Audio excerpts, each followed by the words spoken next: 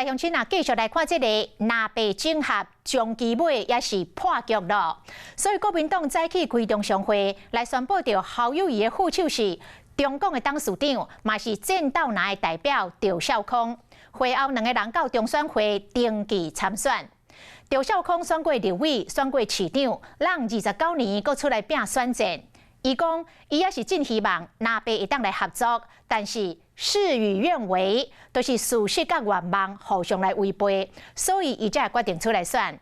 侯友宜嘛讲，其实早起伊阁有打电话给郭文铁，但是郭文铁无接电话。即摆国民党的本土拿加上战斗拿，要全力来稳固着国民党的基本盘。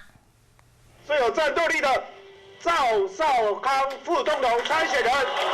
侯友宜甲赵少康揽安安，阁互相打对方的脚趾片，因为续来50天，因就是上界亲密的战友。国民党加油！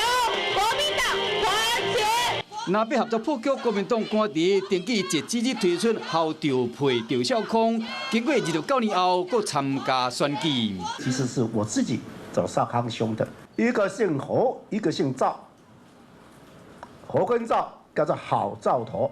昨天看到蓝白实在是合不起来了哈，那我才想说，这个时候是我应该出来的时候了哈。侯友宜要找赵少康，就是依照对方的政治经验，毕竟赵少康从前是侯友宜，以后阁是警察。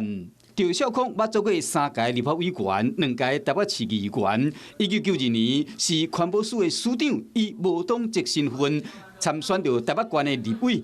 摕到上关票，引起赵少康的旋风，更加是战斗蓝的代表人物。我还是一句话，等到最后一刻，我还再度打电话，没有接上。